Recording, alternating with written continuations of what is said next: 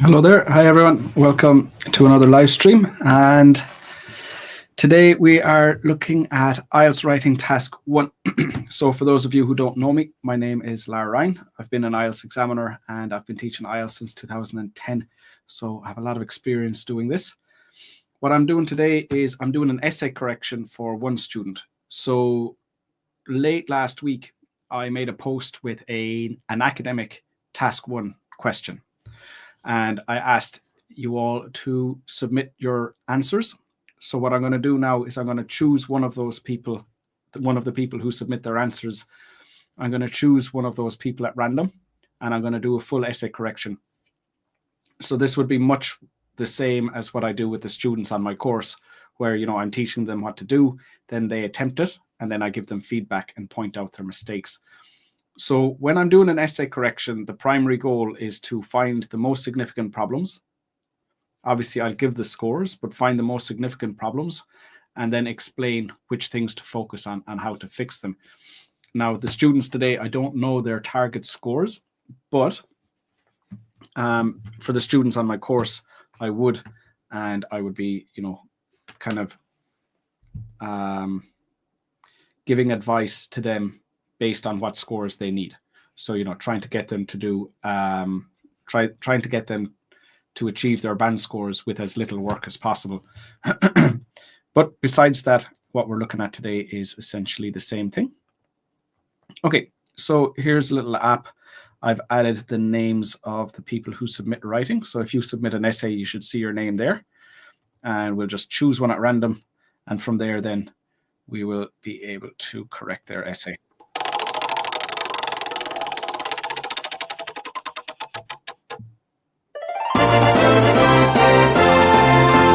That was louder than I expected. Okay, so the winner this week is Pubpemin Anju. Okay, so we'll just say Pub. Right, so you'll just have to give me a moment to get Pub's essay, and then we'll do the correction. So for any of you who've joined me live, if you have questions for me, please go ahead. And in particular, if I'm giving feedback on this essay and you don't understand that feedback or you want more details about the feedback I'm giving, please go ahead and feel free to ask in the comments. Okay, so let me just copy this essay.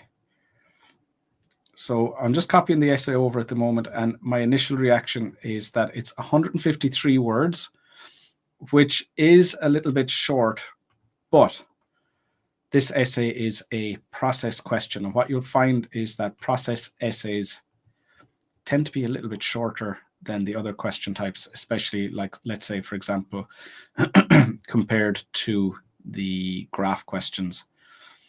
Okay, it does still look a little bit short. A little bit longer would be better, but 153 words is not terrible considering it's a process question.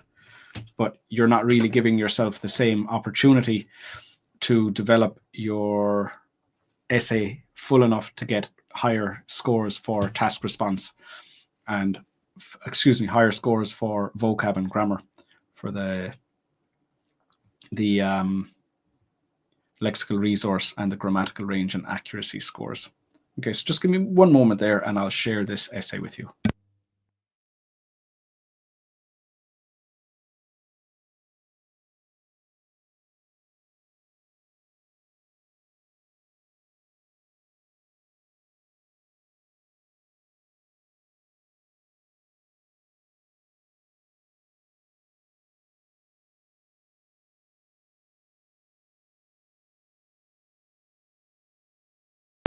Okay, so I have the essay set up here in a Word document. I like using Word because the track changes make it a little bit easier.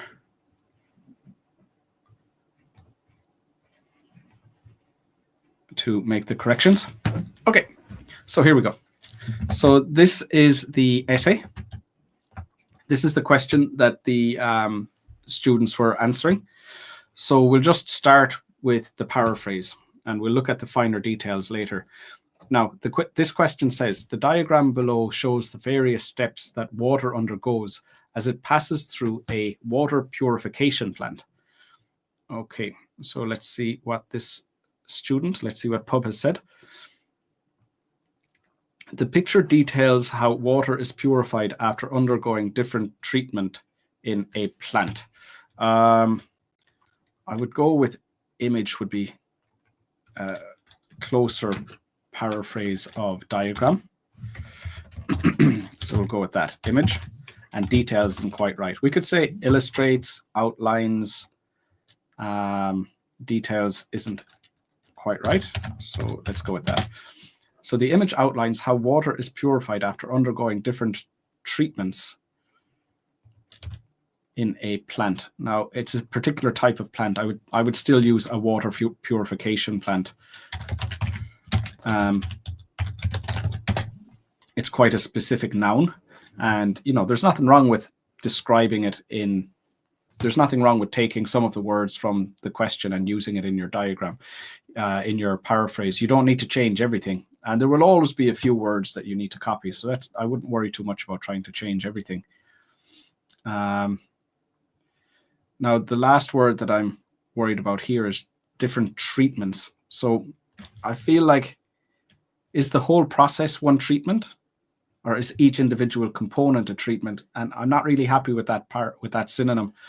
So you're trying to paraphrase the word steps. So I'm going to change that. Now we have two options that I have in my head. We could say phases, or we could say stages as a synonym of steps. So I'm happier with that. Now, so far, what it looks like is that this student perhaps is trying to change too many words. And this does happen.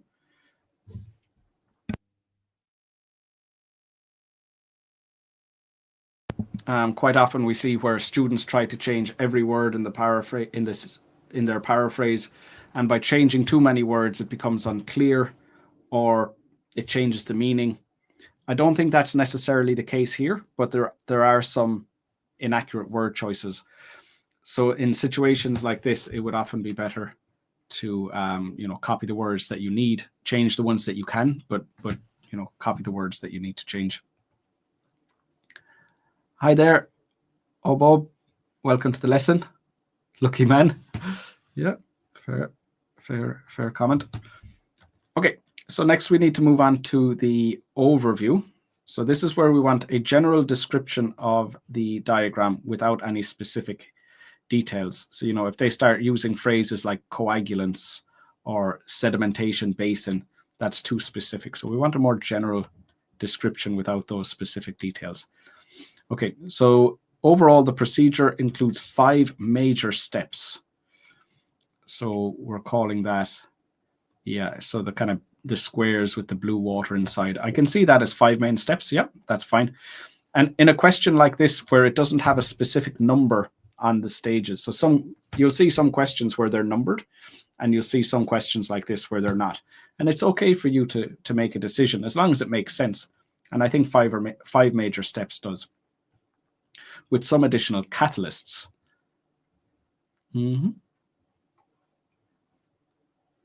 Not necessarily catalysts. Okay, I'm okay with that. While the process begins with raw water, it ends with edible drinks for consumers. Now, edible is something you can eat, but we can just say drinkable water. And then consumers, we would often we would more use this word as people who are purchasing things from shops. So consumers would often be more like closer to customers for people. And to be honest, we don't even need to say that. Ends with drinkable water. Okay, and that's enough detail. So in terms of the overview, you can have an overview which is, it's good enough for a band 6, and you can have another overview that's good enough for a band 7. And what we see here is enough detail, enough description that it would be able to get a band 7. Now, of course, if your overview is good enough for a band 7, that's the same overview that will get you a band 8 or a band 9. So once you go over a band 7, it doesn't talk about overviews at all. So by writing an overview that's this good, it opens the gates to band 8 and band 9 as well. So far, that is a good piece of writing. Mainly the issues that we are looking at are with vocab, where Pub has tried to change too many words or has tried to, show too wide a range of vocab. They're making unnecessary mistakes. So that would be the main issue at the moment, is with the vocab mistakes. With grammar, everything is looking nice and tidy. With the coherence and cohesion, it's good. Task achievement, everything is on point so far. Okay, so next we need to look at the body paragraphs, where Pub needs to describe each of these, and I would recommend describing them in order. If you try to jump around and kind of, start at the end and go to the middle and then go to the start and then, jumping back and forth, that is not very cohesive. It doesn't make it easy for the reader to follow. So doing it, starting at step 1 and moving forward from point to point would be the best option. Okay, firstly, raw water coming from natural resources such as rivers would enter the water purification plant before having coagulants added into itself. Now, this is again overly complicated, but with grammar this time. So, firstly, raw water comes from natural resources such as rivers. Now, would enter. Now, would is when we're talking about something hypothetical. So, if you're saying like, if you were working in a water purification plant, this is what you would do. But we're not imagining it. We're talking about what really happens in these places. So using a modal verb like would is not appropriate, because it's not what would happen. It's about what does happen. So, and enters. So we're going to start a new clause here.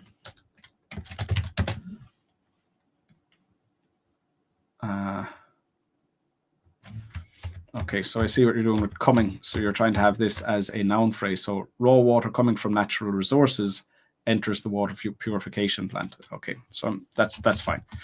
So we didn't need to change that part. Raw water coming from natural resources such as rivers enters the water purification plant before having coagulants added into itself. And we wouldn't need to say into itself. It's quite unnatural. Before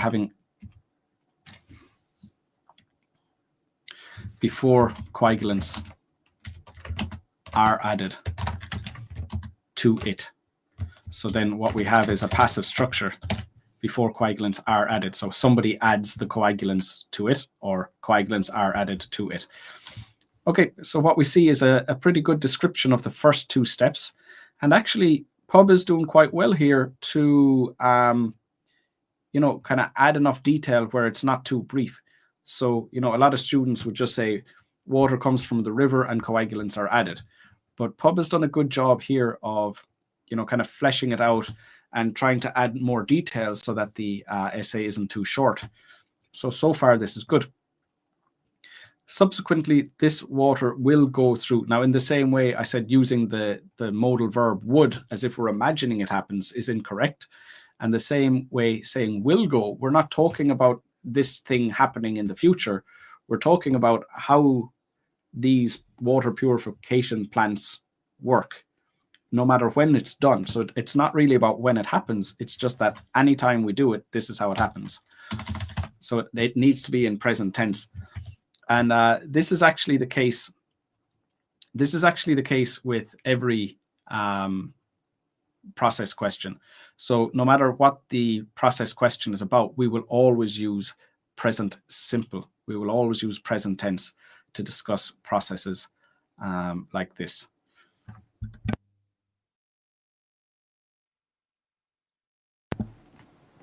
Okay, so let's move on from there. So subsequently, the water goes through a process, namely coagulation and flocculation basin, to prepare for the latter treatment. Okay, so this is getting a little bit confusing. The water goes through a process. Now, a process, the full thing. So when we look at everything that's here, this is a process. So everything together is a process. And if you're talking about individual steps, we cannot use that word. The process is everything. Goes through a stage, a step, a phase, whatever you want, namely coagulation and flocculation basin. Now, the basin isn't really a stage, that's a thing.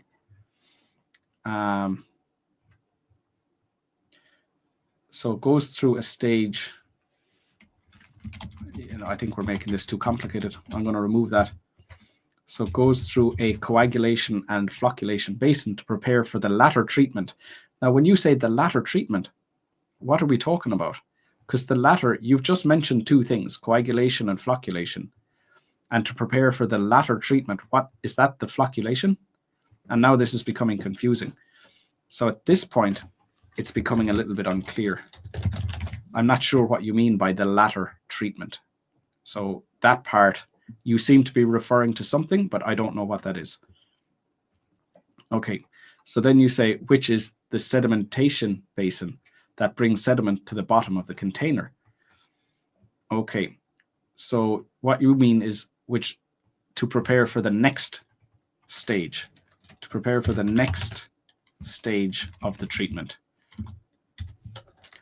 Let's say the next phase of the treatment, which is in the sedimentation basin. So a basin is a thing. It's not a process. It's not a step. It's not a procedure. So we need to say it's in that, which is in the sedimentation basin that brings sediment to the bottom of the container. Okay. So, okay, that's good.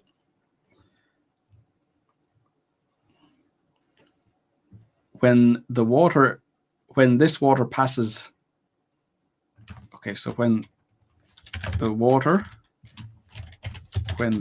passes through this stage, so you've gone the wrong way around. So the water is specific and it's this stage that you've just been mentioning. Polymer is added. So again, we're not using modals. We need to use present tense. Water is added. And it would be more natural to put then between the word is and added, is then added. So the syntax there is right. Okay, so far, we're doing okay. Some little mistakes with the reference to the basin and the word latter then was confusing. Maybe you meant to say the later or the next stage. I'm not sure what you were trying to go for there, but that definitely caused a little bit of confusion. Okay, so we've gone right across the top, and now we just need to look at the bottom half of that process. I have some questions here before we look at that. Is it good to copy the same words from the diagram? Yeah, in this case, we'll have to. Like I don't know another word for polymer. I don't think many people would. So for quite specific phrases like in this diagram, it would be quite difficult to paraphrase those. So for most process questions, you will be using the same words that came from the question. And then, your vocab score will be based on the other words you use to, put those together. So basically, we don't really have an option. What can we do if we don't know about some words like polymer? Well, you don't really need to understand what polymer is or what polymer is doing in that process. You just need to say that polymer is added to the water. And beyond that, that's what the diagram shows us. That's what we need to say. Don't worry too much about, trying to explain that in more detail to the reader, because all we're doing is describing what the diagram shows us. And all that we know based on this diagram is polymer is added, at that part of the process. And that's all we need to say. So I wouldn't worry about, understanding it on a deeper level than that. Hi, Mandeep. Good to see you here too. Dear sir, in order to get 8 or 9 bands, both writing tasks are important or not? Absolutely. Yes, definitely. You need to do well in both tasks, 100% definitely.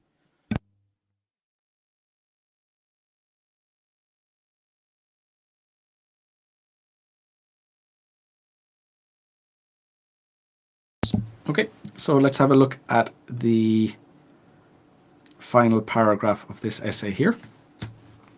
So we have filter, fluoride, disinfectant basin, corrosion control, treated water storage, and home consumption. So still quite a lot to talk about. Okay. Now, polymer added water, we can't really use it like that. It's the water which has had polymer added to it. So the water which has had polymer added to it. So we can't use hyphenated words like this, polymer added water. That's not how to use those hyphenated phrases. So the water which has had polymer added to it. Next, and now subject verb. So the water undergoes. Water is uncountable. So it'd be like saying it undergoes. So the water which has had polymer added to it next undergoes another filtering process and two distinct catalysts. So what are we referring to here? Another filtration process. So this is the first filtration process that has happened, and I don't see any other. So this doesn't seem to refer to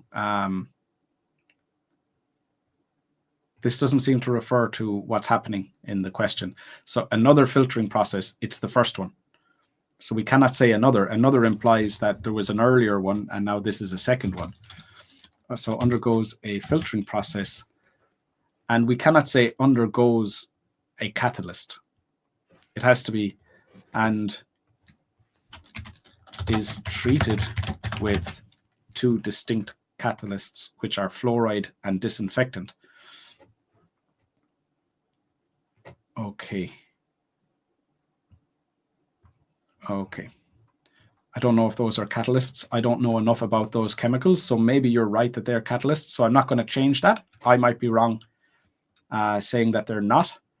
My understanding of a catalyst is that it helps to start a chemical reaction.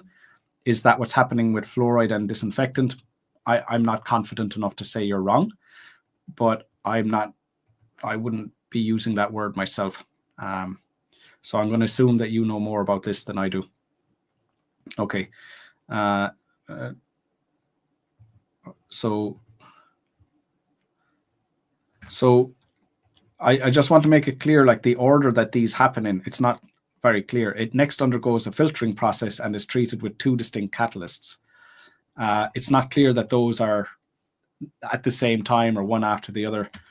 And then is treated with two distinct catalysts, which are fluoride and disinfectant. After that, disinfectant basin steps, no. So it goes into a disinfectant basin. So after that,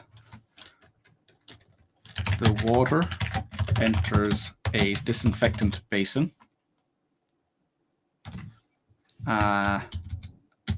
Before the addition of corrosion control. So let me just make sure that's what happens next. Oh my God, getting tongue-tied. Corrosion control, perfect. And now we have treated water storage and home consumption. So we only have two more left. Eventually, now the water, because it's the water we've been talking about from the beginning. So it's a specific, we're referring to the specific water that we've been talking to previously. So we need to use the definite article here. Eventually, the water is completely clean and stored in a treated water storage. In treated water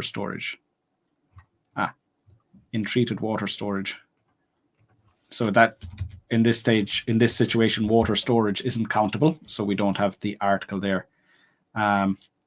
Being ready, we can't use that because when we use a structure like this, starting with a gerund, it's normally the result of this, but it's not. It's not a direct result. So we just say and is ready for home consumption. Okay. So overall, the essay is well written. the overview is clear and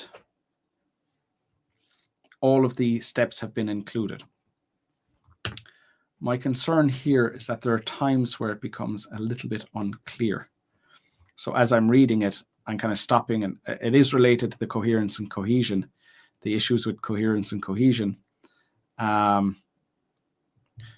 to get a band 8, you know, it has to be clearly presented, highlighted, and illustrated. And I just feel like it's not clear enough. So some of the mistakes that we saw there with the language would stop that from getting a band 8. So task achievement is a band 7 here. So a little bit unclear at times. So that was the main issue that we saw. Coherence and cohesion.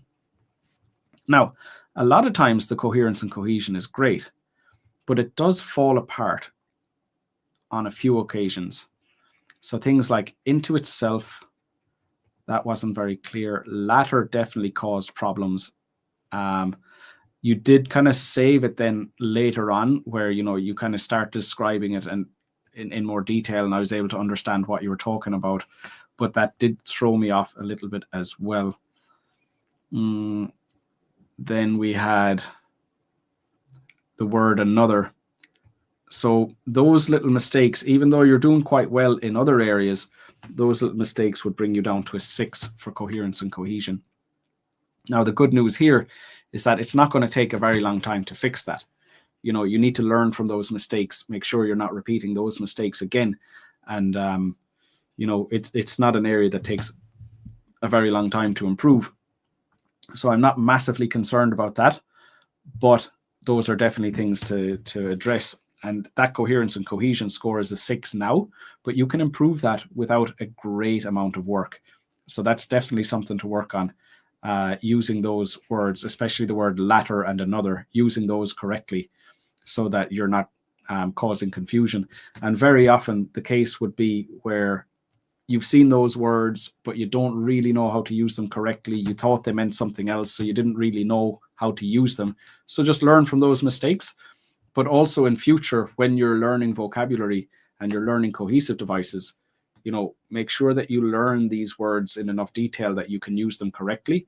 Not you kind of half saw how they were used and you kind of understood it. And when you see someone else using it, you understand it, but you're not 100% sure how to use it yourself.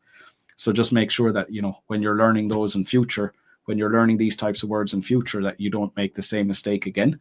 And then just make sure that you understand another means one more, and latter means the second of 2 things you've been talking about, or the third of 3 things you've been talking about. No, the second of 2 actually. Okay, so then we're looking at the vocab. Now, a lot of the vocab came from the question, which I don't think you have much of a choice in. But then what we do see is a lot of mistakes. So where you take risks and you try to paraphrase, very often you're doing it inaccurately. And then the vocab that we're left with is either from the question or relatively basic stuff. So you would be getting a band 6 for vocab. I think you're taking too many risks, trying to change stuff that you can't change, but it might also be an indication that you need to improve your vocabulary further. The last thing then is your grammar. So what we're looking for is how many error-free sentences you have at the moment. You're using a range of structures, but are there any error-free sentences? So that one has a plural mistake. Those 2 are error-free. Now, there are vocab mistakes in these, but we're not looking for vocab mistakes. We're looking for grammar mistakes. So those 2 are error-free. So then we have modals, passive structure, tense, article, preposition, pronoun, article, modal, syntax, article again, modal, article, modal again, article again, another article, gerund. Yeah, so there are too many error-free sentences, so that would be a band 6 as well. And definitely the most common mistakes that we're seeing there are articles and modals. So those would definitely be the areas of grammar for you to work on improving your accuracy with those two areas, and you would be getting yourself a lot closer to a band 7. So for this, it's a band 7 for task achievement, 6 for coherence and cohesion, 6 for vocab, 6 for grammar. So overall a band 6 for this particular essay here. And that is essentially everything that I want to say about that essay. Okay, I have one more question in the comments. So we'll have a look at this here and then we'll finish up. Dear sir, in the process questions, tenses are super important. Well, they're important in every essay. You know, if you're using the wrong tense, it's going to be counted as a grammar mistake. Like man-made active tense or natural passive. So my question is this: how can we understand which tense should we use? So you need to use present tense when we're talking about process questions. So it will always be present tense when you're talking about a process. But, you know, the tense you need to use depends on the situation. So, you know, you'll have some graphs that are based in the past. You have to use past tense. Some are based, you know, they go from now to the present. So you'll have to use some past tense and some present perfect. You know, there are different tenses depending on the information that you're discussing. So it's not as simple as you should always use one tense. You need to know when to use the tenses. And, you know, I guess that's what makes it difficult. Hi, Prince. I thought he would get a band 5. No.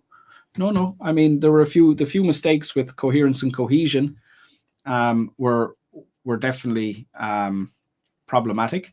But in the rest of the essay, it was strong enough that the communication was clear. So no, a band 6 for that essay.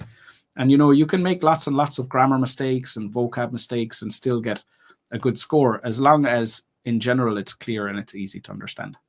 So that's it for today's live stream. I'll be back next week. We'll be looking at another part of the test. Have a quick look and I'll tell you what we're doing next week. Next week is task 2.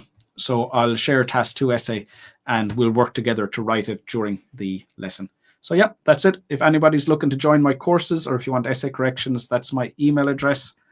And talk to you all next time. Take care of yourselves.